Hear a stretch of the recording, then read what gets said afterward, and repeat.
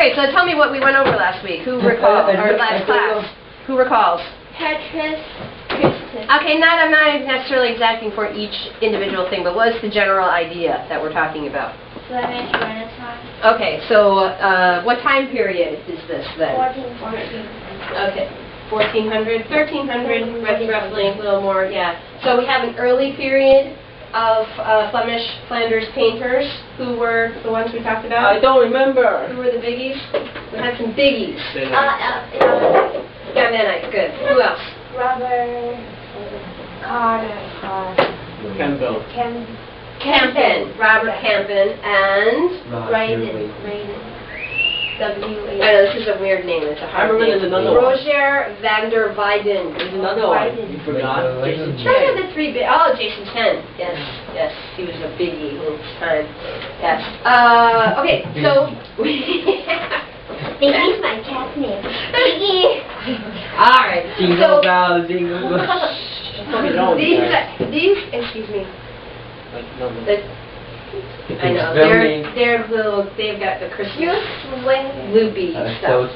Okay, so these are considered the earlier period of Flemish painters of this time period. We're going to talk about some of the later series of painters before we then get into what's more commonly known as Renaissance. But strangely enough, you know, many of these painters are definitely the predecessors setting up, just like Giotto. You realize this is, you know, later than Giotto.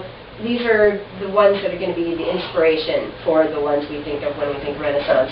Michelangelo, he was inspired by Van der Weyden and by Jan van Eyck. And who else would we know from last year then are the artists coming up? Da Vinci. Da Vinci, and who's the other? The third, the Trinity. Then Raphael. Good.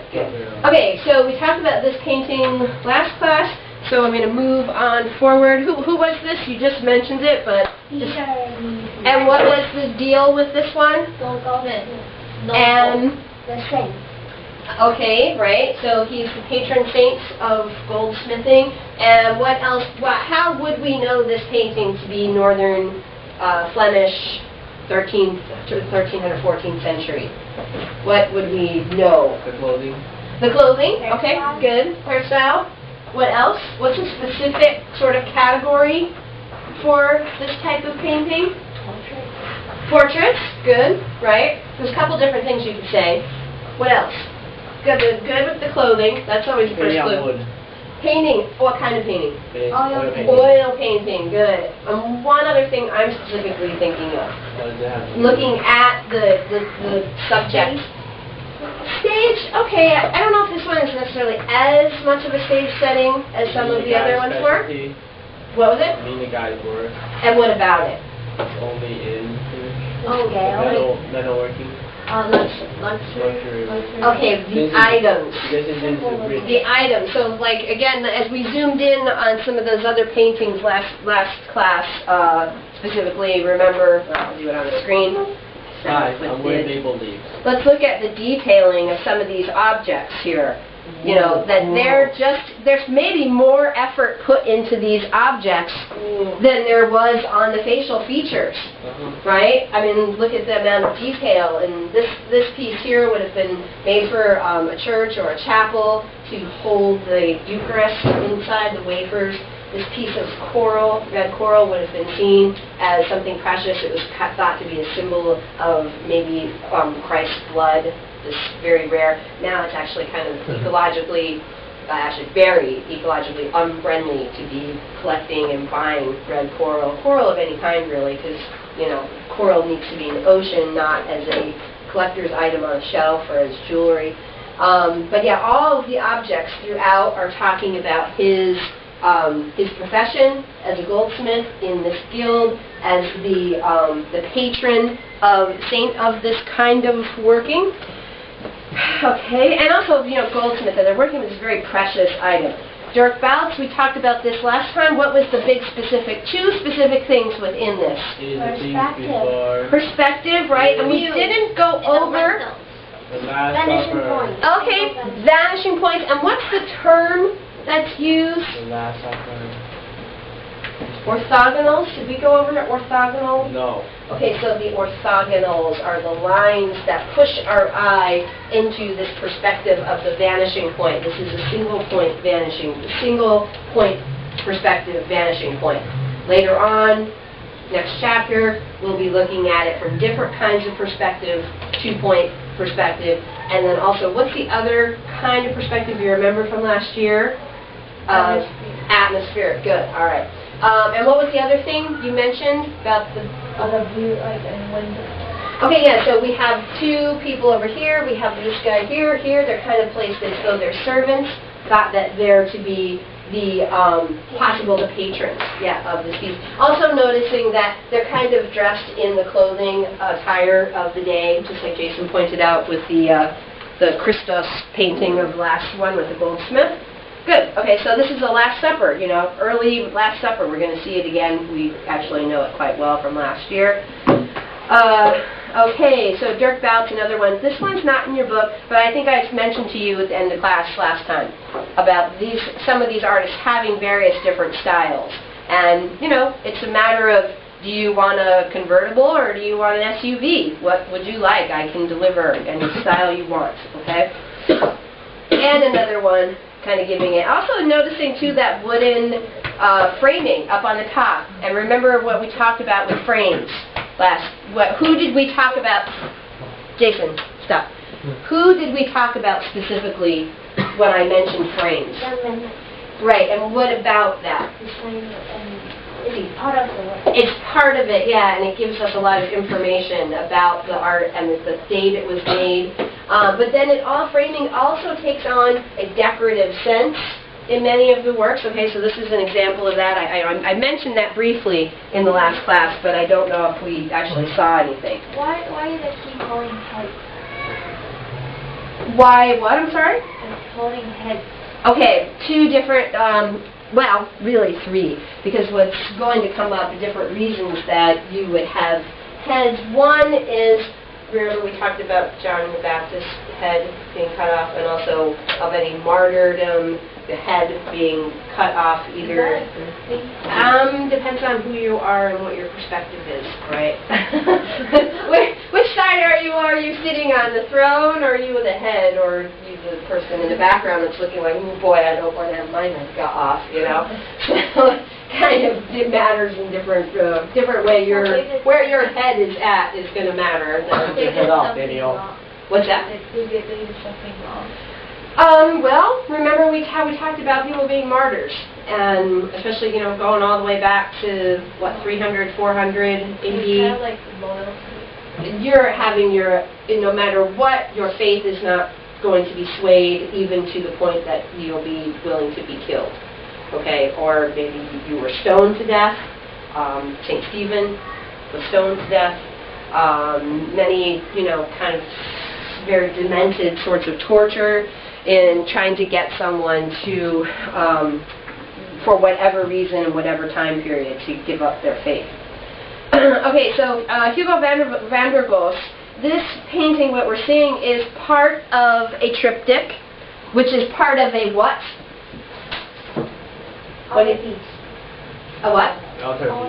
An altarpiece, or also called? Readable. A readable, right. So a polyptych is what, though? Why isn't this a polyptych? Multiple.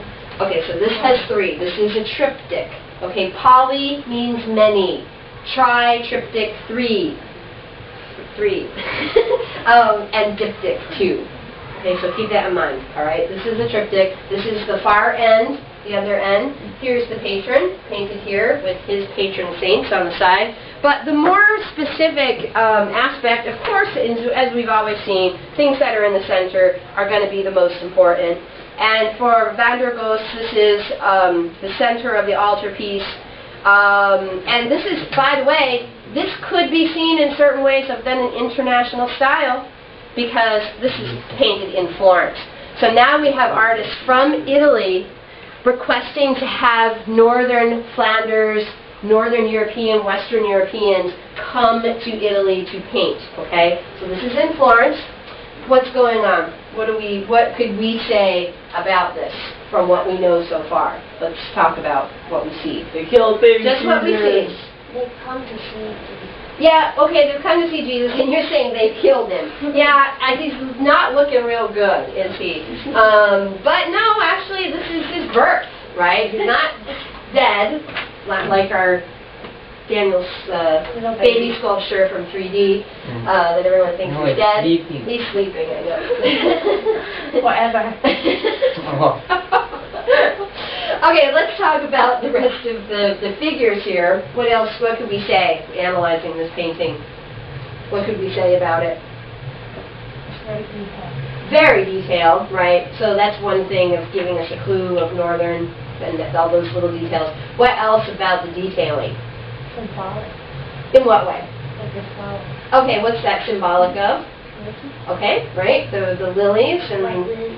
right, white lilies, and there seems to be some red ones in there too. What else? The angels going around. Okay, there's definitely this feeling of a circle, right? There's this almost like a spiral in a way, because you're kind of like coming around here and going around. Okay. Your focus is going to be here, right? Also the triangle. Where? The Virgin Mary's head going down to the. Can you come up and point it out? Like the Let's see triangle. what you're seeing, because you're sometimes seeing it from far away. I It's can easy see to the see that. triangle, you know, from here. Okay, Baby Jesus. right, good. Okay, I see that. Yeah, there's definitely that kind of a emphasis, focal point on Mary and center. I don't know, potentially because of maybe, well, obviously it is kind of like a stage.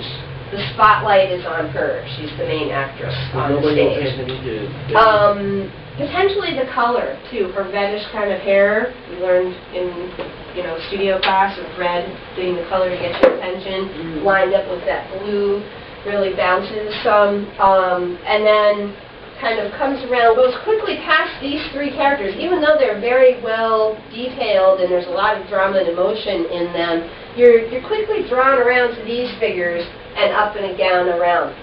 What do you think about the clothing, too? fabrics. Realistic. Very realistic. You mean the fabric overflowing? Okay, so what did I say when I first put this on? What could we maybe say the style is similar to?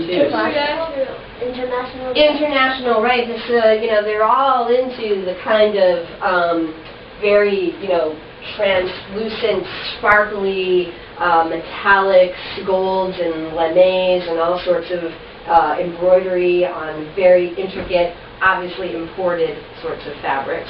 The flowing aspect of the fabric is a big deal. It's that's a main selling point of the work. Okay, let's move on to this one. Is a biggie. Oh wait, they're going to show us the other side. Okay, so then here is the other patron here kneeling down with her patron saints. And this one, I think one thing that you should mention that we haven't said is compare it to the Van der Weyden. Let me go back. Let's look real quick at the deposition with Roger Van der Weyden and how much we said there was staging and what was I like drawing out of you to get you to say. Remember? Do you remember? Yeah. What? Repetition. The more the the feet. motion. The fainting, but also the what? The same gesture. An emotion. Parallelism. Emotion. Okay, it's a very somber, it's emotion to the state of being unconscious and fainting. Okay, that was obviously part of this stage performance. Plays are over the top with emotion many times, just like I was very over the top dramatic there for you. Back. So let's go back to Hugo van der Gogh's painting. Even though we've got baby Jesus laying there looking like Jesus saying, looking like he's dead, like he's roadkill there in the middle of this path, not a whole lot of emotion, right? Some here, more of, just a sense of wonder, not really all that excited. I mean, Mary looks like she's almost in the same position of emotion as the deposition. Why maybe do you think that the artist depicted her like that? She's just given birth. Symbolic of what? No, that's what it's about. Yeah, okay. So she's often going to be portrayed in this sort of melancholy. What does that word mean, Jason? Melancholy? Mourning for the past. Mourning for the past, or in this way, mourning for the present, this premonition. They're the ones who take the SAT. Okay. What do you mean? No, you're the junior here. You and Ingrid. We're done with it. Shut up. Okay, be nice. Okay, so another big one here for these later Flemish painters. Guys, listen. Okay, so Hans Memling. I saw this painting over the summer. Oh my God, you saw it in person. I really did. Oh my God. It's in a hospital in Bruges. Wow. Okay, and this is something we're going to see quite often, that, you know, hospitals many times were made for people to go to die to. There wasn't going to be any way to save them, especially what's happening at this time. Oh. Okay. What's happening at this time?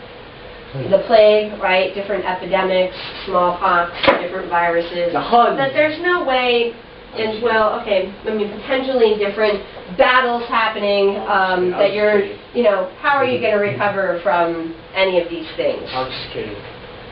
Well, no, potential of what's a, you know, battle. If you get stabbed or, you know, hit very hard, what are they going to do?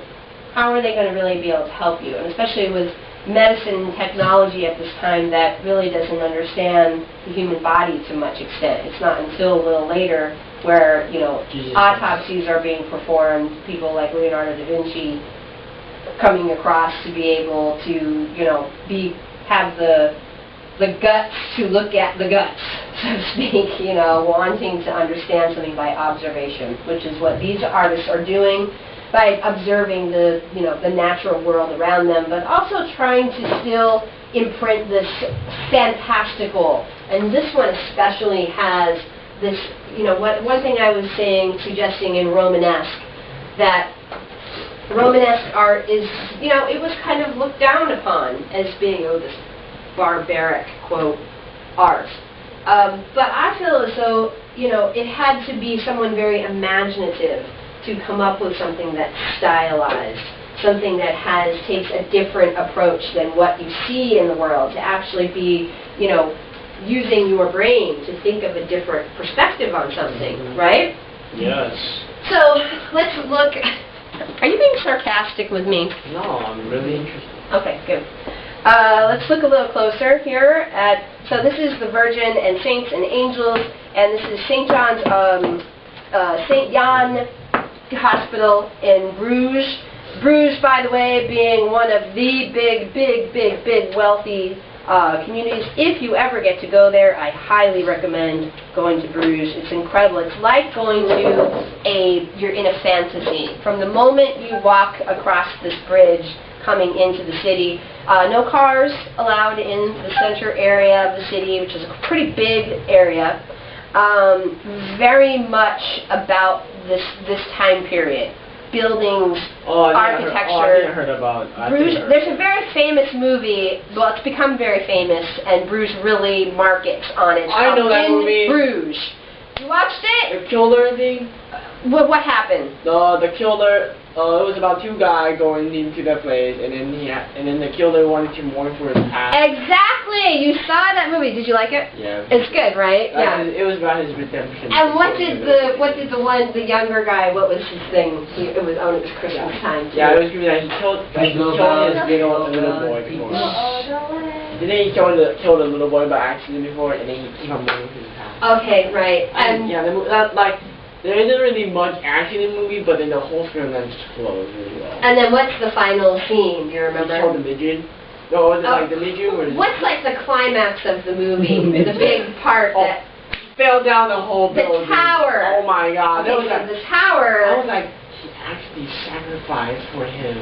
Exactly. It's a good movie. Yeah, you should see it. Okay, so in Bruges. Let's watch it tomorrow. No, we're not gonna watch it tomorrow. We don't have enough time. Well, some people might think it's boring. You should watch it, because I think you get a sense of, like I'm saying, of going there. And it's funny because the younger character in the movie, he's just like, oh, I hate Bruges. I hate it. It's so boring. It's so boring. You know, he's from London and travels all these big cities, and it's this little city that's just very quaint, and you know, it's touristy to some extent, but to the extent that they've preserved, you know, things like the arts and the architecture, and it really is about, like, going to that tower is one of the main attractions. Dark humor, yeah, very dark humor. It's a great movie. I'd heard about it before I'd gone there, but then when I went there, it's like everywhere. They're like, this part was seen in the movie In Bruges, and then, you know, go to the tower for In Bruges, the movie. But okay, so this is a zoomed in part of the left part of the triptych. Okay. By the way, the center panel is about as big as our screen. Okay, so this is now we're looking at the left-hand panel over here. You know, look at the amount of detail that's in it. It really is pretty mind-blowing when if you get to see it in person, of just how you get pulled in to all of these details. Very much, in some ways, kind of surreal, especially the left panel. All right. One thing about it, I think, though, you know, think about this being in where it's at. So where did I tell you where it's at? Bruges, in a hospital. What do you think maybe was why it would have this sort of fantasy aspect to it? To give people hope. Yeah, because you're in a place where there's absolutely no hope. You're probably pretty likely to be laying there in your hospital bed, potentially laying in a bed that you're in with 3 or 4 other people. Okay, that these places would be, especially as, you know, certain places got ravaged by the plague, or different illnesses would strike with, you know, high infection rate, that you would be just overwhelmed in this hospital of looking at this piece of artwork to maybe give you some sense of peace. So this hospital was 2 brothers and 2 sisters within an order. So some monks and nuns got together to be the patrons for this painting, Hans Memling.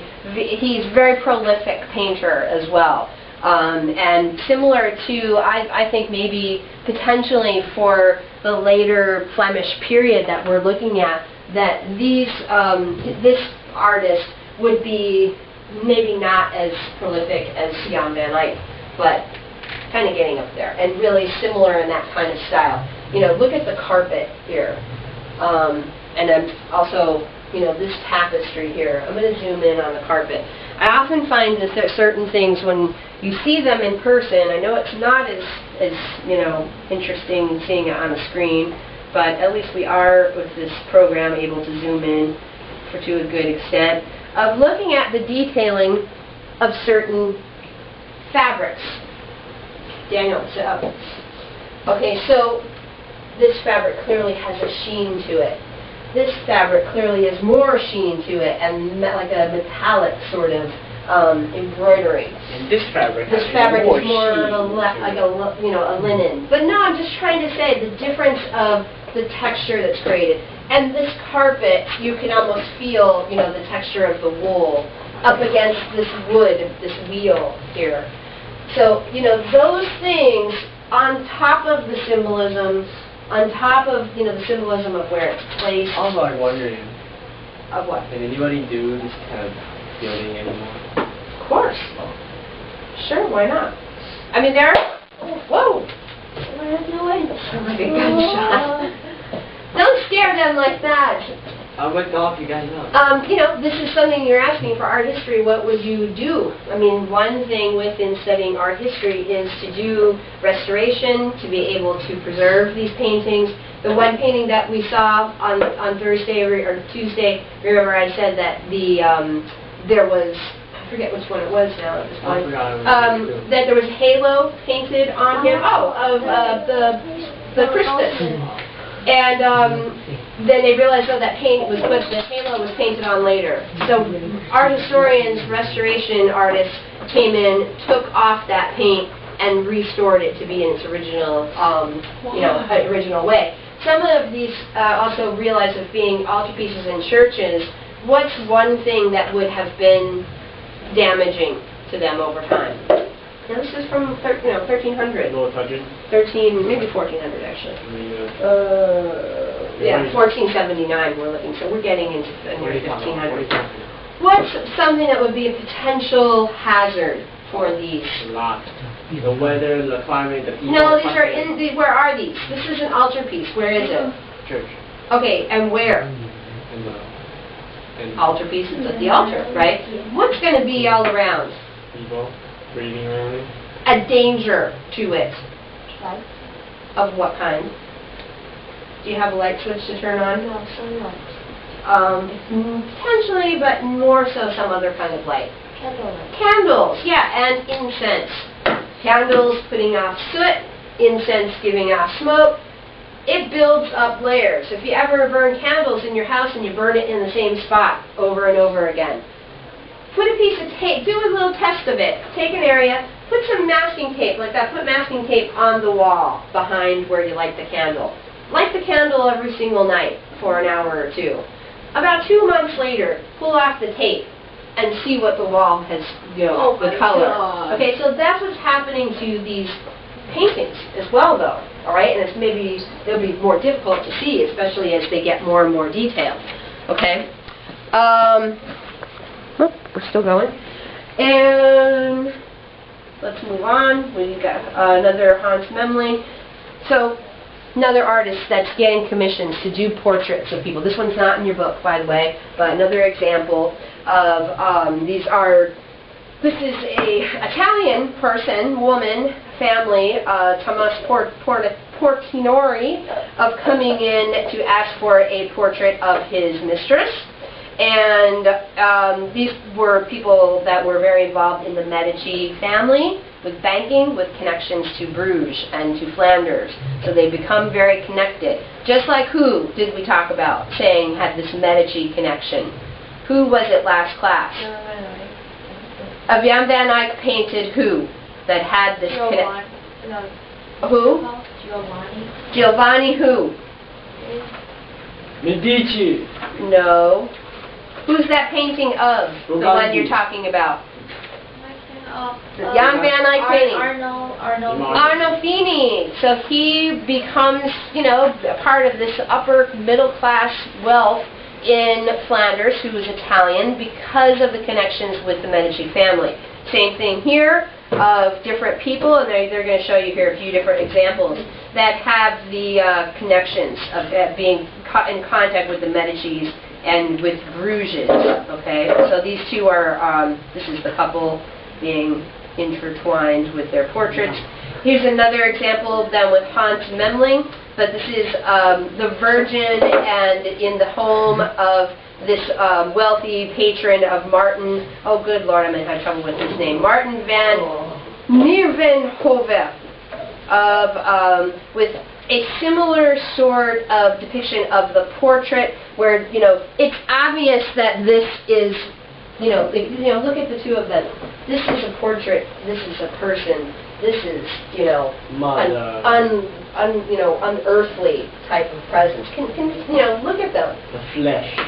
Very different, right? I mean, she's human, but she's there's something about the style. Like radiating. Radiating, yeah, I'd say that's a good example, definitely. Also, I know it's tough to see on the slide, but just like with the Arnolfini painting of the marriage, that there's another convex mirror in the background giving a lot of detail. It's really tough to see in this slide. It looks like Mr. Dog. It looks like Mr. Doll? Maybe, I don't know. Oh yeah. Mr. Dog. Okay, hey, guess what? We've moved out of Flanders, and we're moving over more into Burgundy. Actually, this is in Berry. Okay, so we can move on back. We only have a few minutes, so we'll probably end up finishing up with this. But this is keeping on that tradition, because remember we said for all that time we'd only see paintings that were from what? What were paintings before, really, before these manuscripts? So we're going back to manuscripts. Okay, so we have Jean, Duke of Berry, and we have Philip the Bold, Philip the Good, in Burgundy. Now, if you go back to the front of your book, in your chapter, you saw that map that gave us some explanation about where this area is. And remember, I told you what was one thing about this area then of, what is this? You're the only one that looked at the map. What area would this be considered that we're talking now? Burgundy, Berry. Where is that present day today? Where?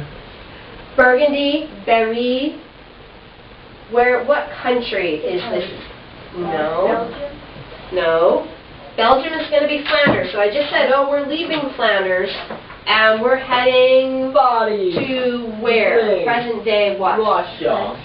France, okay? So, and it's kind of a strange thing because there's these little islands of what's happening. So one area would be a duchy of Burgundy, one being a duchy of Berry, and 3 or 4 others as well. Burgundy kind of swoops around and is like elongated, and some parts of it are actually cut off from each other, like they're little separate areas. One reason that happens is Philip the Bold marries into this wealthy family from Flanders, and connects that area of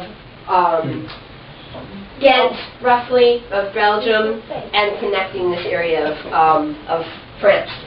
Okay, so here we have, this is called a book of hours. Have we talked about a book of hours before? What is it? Just think of that, what I'm saying, that phrase. Calendar. Okay, calendar, because we see a calendar. Clock. So you're looking. You're saying time, because I'm saying the book of hours. So time. Calendar. What do you think then is the purpose of this book of hours then? What logically does that seem to maybe suggest about this book? Is it annually calendar that tells you? Okay. Like Let's start big, holidays. like you're saying. Good, excellent. Yeah. So let's start thinking big, thinking as far as the year. This is January. Okay, and we see it by this, sun cycle with also the, Aquarius and Sagittarius, the zodiac symbols at the top, giving us this kind of star chart to tell us what time of year it is. I'm good. Potentially a New Year's celebration happening here, having a party with the Duke here, placed right here in the center with this fur hat and very elaborate blue robe on. Large feast. All of the people in the duchy, they're celebrating, very grand, sort of colorful spectacle. Okay, so that's thinking big.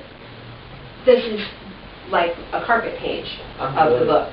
But the content of the pages, aside from these main carpet pages,